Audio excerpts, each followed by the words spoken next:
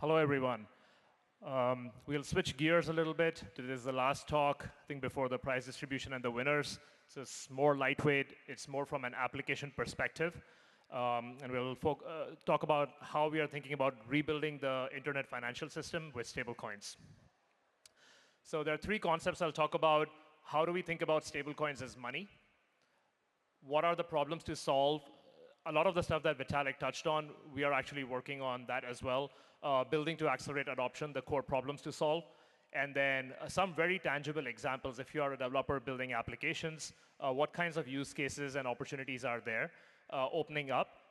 From our perspective, we see a large number of Web2 and Web3 companies building very interesting applications, so we'll talk a little bit about the examples and the returns on investments that they're getting. So first thing, we are at a point where we are starting to think of stablecoins as a new form factor for money on the internet. So when you think about what is money, it does three things. It's a unit of account, a medium of exchange, and a store of value. A very well-established definition from a very long time ago. I think what stablecoins are uniquely adding with the power of crypto and blockchains are programmability and scalability, which is getting achieved much faster. So these are the two aspects that I think stablecoins uniquely add for money. Because until now, money hasn't been programmable, but smart contracts make it so. And these are the aspects that we are trying to leverage and figure out how interesting applications are opening up by enabling the smart contracts and programmability. What gives us confidence that stablecoins have become the de facto money or the new form factor for money?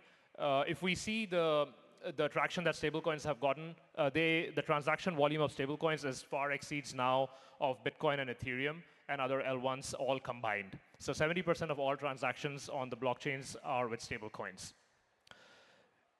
In 6 years from zero, stablecoins are now nearing the volume that Visa settles every single year. That's close to $12 trillion. So the Visa network settles $12 trillion of payments. You all probably use Visa cards as well. And stablecoins now collectively are settling close to that amount per year. So that's a lot of progress within 6 years. But the opportunity is even bigger than that. These are large numbers, and these are reasons to get excited if we think about how much ahead is there for us to solve. So there is $100 trillion in electronic money. So all the transactions on the internet combined amount to $100 trillion. Out of that, $3 trillion every year are there waiting to be settled. So when you transfer a dollar from one bank to another, there is some settlement delay. And the total volume of such pending transfers across the internet is $3 trillion. And then people pay $1.5 trillion per year on revenue from payment utility. So which means that when you're making a payment, someone somewhere is taking a small cut from it. That all of the payments combined on the internet, people pay up like $1.5 trillion. And so these latter two numbers are a massive opportunity for everyone building on blockchains to disrupt. And the opportunity we have is to build a really open and equitable internet financial system where people are not bearing the hidden costs of payments and hidden costs of lengthy settlement times. When we think of the stablecoins that are opening up this massive market of internet money, there are three different types of stablecoins. So fiat-backed, crypto-collateralized, and algorithmic. Algorithmic was Terra, and since its collapse, we haven't seen any other stablecoin that is purely algorithmic gaining traction. Crypto-collateralized stablecoins are DAI, Frax, USDE. They do a really good job as a store of value and in offering high yields. But then, because they are crypto-collateralized and the collateral fluctuates a lot, it's hard to use them as medium of exchange and ensure that you have like a unit of account. So the stablecoins that are largely fiat-backed form 99% of the circulation and are denominated in US dollars. USDC is, from Circle is the largest regulated stablecoin, always redeemable one-to-one with the US dollar. And if any company has a Circle Mint account, they are able to redeem directly, otherwise through OTC desks and on-off-ramp providers. Everyone can use USDC and exchange it for US dollars. I won't go over all the stats, but you get the idea that 15 trillion of volume has been settled with USDC. And as of July 1st, it is the only stablecoin that is MiCA compliant. MiCA is a regulation in Europe. So USDC is now like legal tender. It's a form of money that is recognized all over Europe. And that is opening up a lot more opportunities. So when we think about what are the use cases that are driving adoption and what will this new internet financial system enable, today we are starting with like digital asset trading and DeFi. That is where majority of the usage is. That's where majority of the volume of stablecoin transactions is. The yellow bucket that you see of store of value or remittance, that is where we are starting to see some traction. That's where we are starting to see a lot of early stage applications now building. And some existing fintech players are also starting to understand the power of stablecoins, and they are building faster, cheaper remittance options and cross-border payment options using stablecoins. However, in order to do mass-scale consumer payments, the example that Vitalik talked about, for instance, like on Polymarket, you're able to just pay with USD. Now imagine like there are n number of applications on any blockchain, and you should be able to buy your coffee with stablecoins. You should be able to buy your tickets with stablecoins. Anything, if you want to pay for, if you want to do it with stablecoins, there are some key problems to solve. There are key UX and scalability problems to solve. And then when you get further into more complex use cases like tokenization and capital markets, so if you were to have your entire stock market of publicly traded companies, Hong Kong Stock Exchange, Singapore Stock Exchange, New York Stock Exchange, all the companies listed there, they have their stocks tokenized, that would require like massive regulatory support, and that is another key piece that is missing right now. In general, there are like three core areas of problems to solve. Number one is blockchain scalability, second is crypto UX, and third is legal clarity.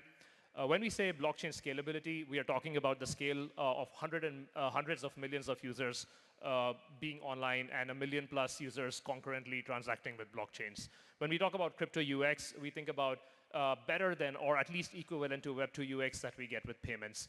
When you tap your phone, you are able to get sub 1 second or sub 3 second payment confirmations.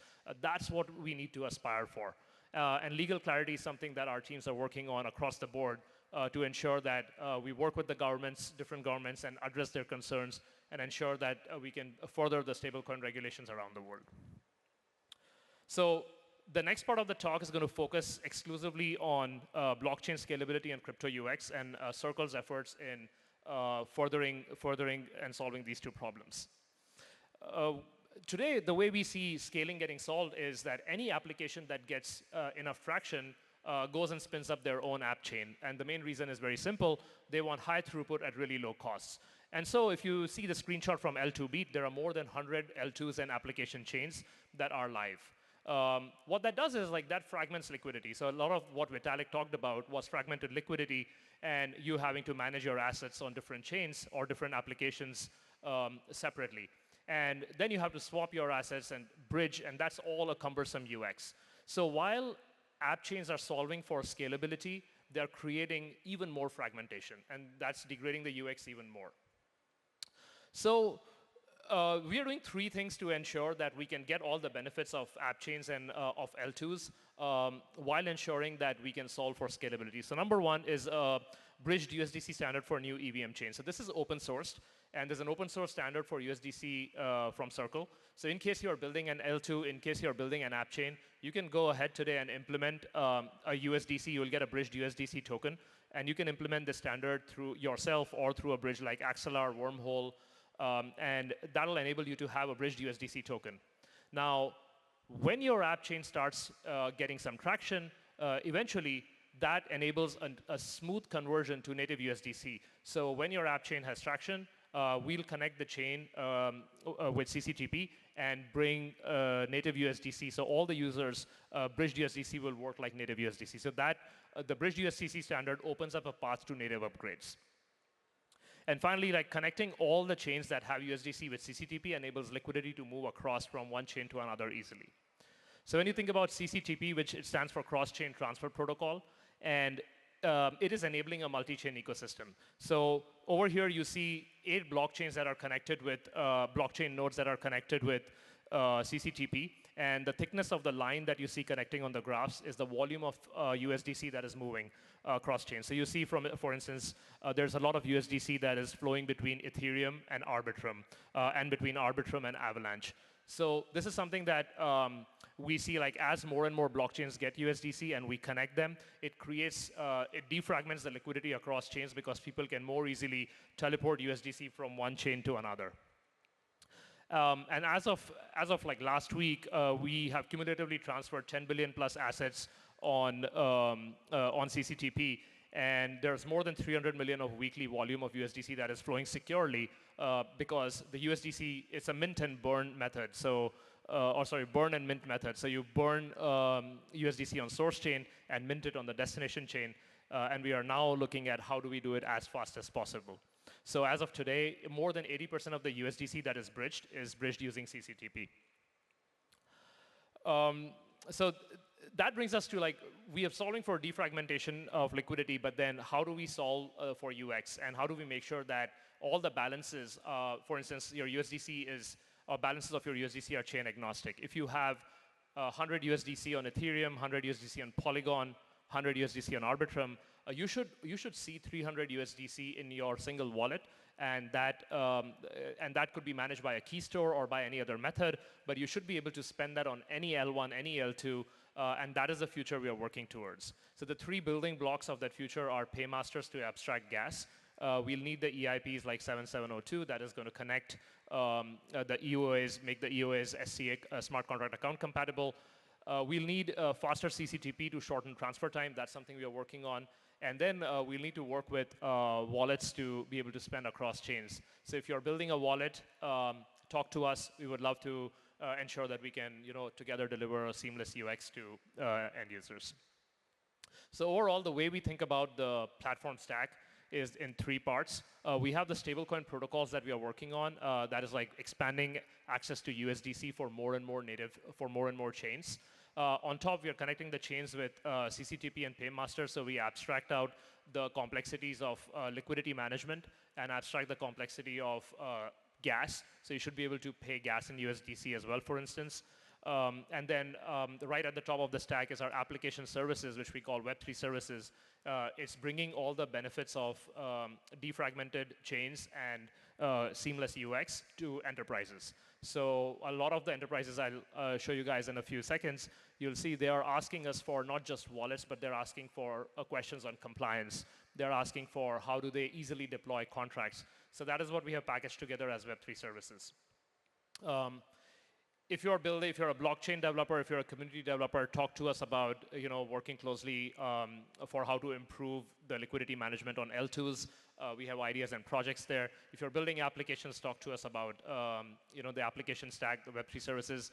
We do a ton of work based on where your users are to ensure that you can comply with the government regulations easily. So we want people to not be afraid of building applications on chain, and we want to make it as easy as possible.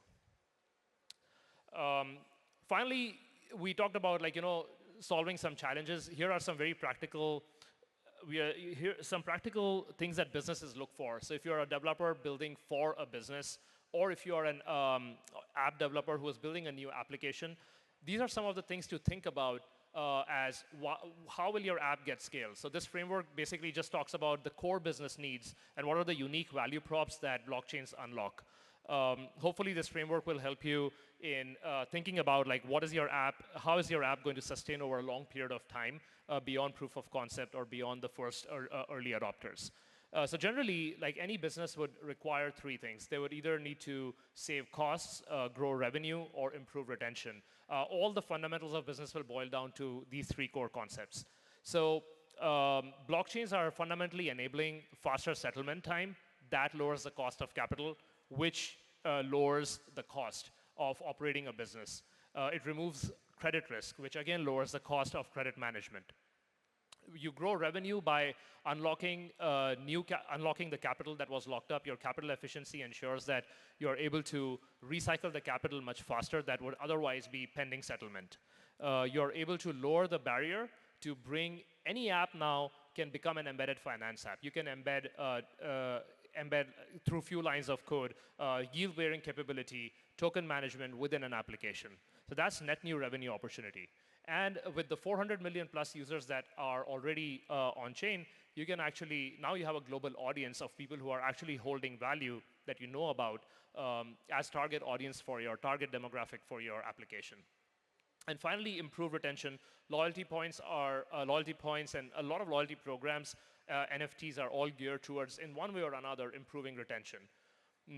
So these are generally the three buckets of areas where we see application developers building. Some of the businesses that have gotten traction. So this last section over the next 5 minutes will talk about which are the key businesses that we see that are getting traction and how are they getting benefits from building on chain. Because one thing which we talk very little about is the success and successful case studies and celebrate the success of businesses that are actually getting a real value or delivering real value with blockchains to end users. So let's talk about a few of them. Grab. So Grab is a large company based out of Singapore, 200 million plus users in Southeast Asia across 12 countries. They built using Web3 services, and they spend zero time literally building on the blockchain. They just spend time using REST APIs, which they already know about. And 80% of their users completed the wallet setup. During the Formula One season last year, they had Formula One coupons that were redeemable at any at many merchants. And what you see over here is how some of those coupons look like in their F1 pack. AirTM is a company that is ensuring that a business can actually hire developers anywhere in the world and pay them easily in USDC. So they do global payouts anywhere in the world you can be based. AirTM will enable you to get paid using USDC. They have reduced their cost by 35% by using blockchain-based settlement with USDC. And as of today, they are doing annual transaction volume of 900 million. So 900 million dollars per year is getting paid using AirTM to a global workforce. The next use case is global payouts. So ARF is another company that is accelerating the settlement time. So why is acceleration of settlement time important? As an example, one of the wealth funds based in the Middle East loses $1 million per week where they are waiting for the dollar payment to settle in their accounts, and the jet fuel is waiting at the port to be shipped. There are many such examples where even 24 hours delay in settlement costs businesses a lot of money. And you can see this one company has $1.4 billion plus of liquidity volume in USDC that they used for ensuring faster settlements. And they improved the capital efficiency 50x times for businesses. That's a lot of meaningful cost savings for business. It unlocks a lot of capital for businesses. And this company has gotten a lot of traction quickly. So what they do is they basically just front some of the liquidity to ensure that settlement happens with USDC much faster. This is one of my favorites. It's a small app, so a small team. They are based out of Turkey. They are called Sanoa. They created a dollar savings account for grandmoms and granddads. So in Turkey, where inflation is really high, a lot of the people, they de facto convert liras into US dollars, and they save in US dollars. So Sanoa team created a wallet, a non-custodial wallet that literally grandmoms and granddads can use. So basically, any common user should be able to use. And they have a risk management contract that wraps the Aave smart contract for generating 5% yield for these users. So they guarantee 5% yield on USDC that is stored in this app. And they have quickly gotten 350,000 users who are actually storing their savings, their life savings in this wallet for guaranteed returns. And this is proving to be an inflation hedge for a lot of users in high inflation countries. So these are some of the common use cases. And the last one I'll talk about is this company called Felix Pago based in Mexico, I believe. And they are doing remittances using USDC. So for Mexican workers to send money from US to Mexico, they can just use WhatsApp, send money using WhatsApp. And on the back end, USDC is transferred from a US wallet to a Mexican wallet and then cashed out using the off-ramp in Mexico. So they have seen 40% decline in their costs while increasing profitability because they're using USDC instead of the regular settlement rails, which would be ACH and would have 5-day delay. So we have a lot more businesses which are, these are businesses that are still building, and some of them are not published yet. But Electra, based in Mexico, and Nubank, based in Brazil. If you think about it, they're like close to 500 million plus users that are covered globally by these set of companies, and they're all building on chain. But they are not successful yet. Many of them aren't. Of course, Coinbase is, Robinhood is. But in building on chain, the others are still early. And in their success will accelerate mainstream adoption. So if they succeed, we'll have many more companies that'll come on chain, that'll build on chain. And that is where we need your help. We need to solve the core problems that we talked about, and we need to think from like business value perspective on how we are going to enable these businesses succeed, how we're going to build applications that'll enable many more of these businesses to come on chain. So to recap, last 30 seconds, let's build an equitable internet financial system. We have a massive opportunity ahead of us. Stablecoins are by now proven to be the new form factor for money on the internet. We are going to solve for scalability and UX are the two core problems that we want to solve with you. We are working on it from our perspective on Circle platform, but there's a lot of opportunity to partner. Reducing costs, growing revenue, and improving retention is the core framework for solving a real business need. Keep that in mind if you're building an application. And then finally, come partner with us. We are all in this together. We can't wait to partner with you to build something meaningful. Let's collaborate, and if you want to start building, you can sign up today. If you want to reach out to me, you can use the other QR code. Thank you so much.